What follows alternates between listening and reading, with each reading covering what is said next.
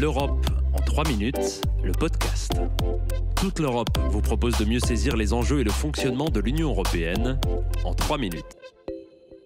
Bonjour à tous, je suis Florian Chaban, nous sommes le 1er juillet 2025 et pour ce nouvel épisode de l'Europe en 3 minutes, zoom sur l'Union européenne et la Chine qui célèbrent cette année 50 ans de relations diplomatiques. Les relations officielles entre Bruxelles et Pékin remontent à 1975. Mais c'est à la fin des années 70 que le partenariat prend forme.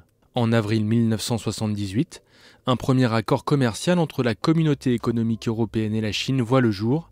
Son objectif, simplifier les procédures douanières et garantir un équilibre des échanges entre les deux parties. Ce partenariat s'élargit en 1985 avec un nouvel accord de coopération couvrant l'agriculture, l'énergie, l'industrie ou encore la science. Ces textes posent les bases d'un dialogue économique durable, fondé sur la réciprocité.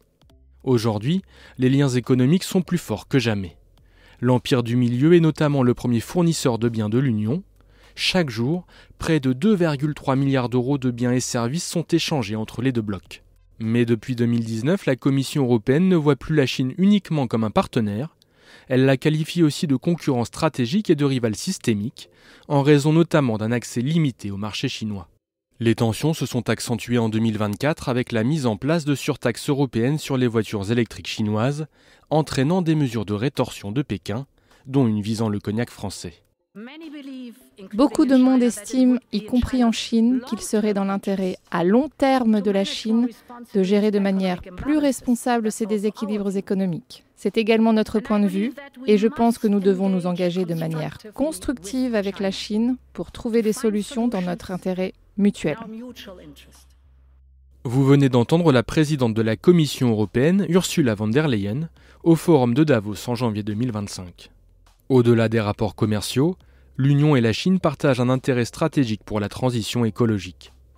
Alors que les États-Unis ont quitté l'accord de Paris, la Chine y est restée engagée, jouant du mieux qu'elle peut son rôle dans la lutte contre le changement climatique. Bien que ses émissions de gaz à effet de serre aient légèrement diminué au cours des premiers mois de l'année 2025, le pays demeure le premier émetteur mondial de carbone au monde, loin devant les États-Unis. Leader mondial en matière d'énergie renouvelable, Pékin est un partenaire incontournable pour l'Europe dans les domaines du solaire, de l'hydrogène vert ou les batteries. Mais cette relation étroite s'accompagne d'une dépendance européenne grandissante, en particulier dans les technologies sensibles et les terres rares, indispensables aux transitions numériques et écologiques. Après un demi-siècle de coopération, l'Union européenne et la Chine doivent surmonter quelques tensions, mais surtout relever des défis communs. Relancer le dialogue, stabiliser les échanges et renforcer la coopération sur les questions climatiques font partie des priorités partagées. Au-delà des bonnes intentions, les deux puissances ont compris qu'elles avaient un intérêt à se rapprocher face à la politique unilatérale et protectionniste des États-Unis de Donald Trump. Une alliance de circonstances donc, qui tient moins à une vision partagée du monde qu'à une volonté commune de rééquilibrer le rapport de force globale. Retrouvez l'Europe en 3 minutes, le podcast sur www.touteleurope.eu et sur votre plateforme d'écoute préférée.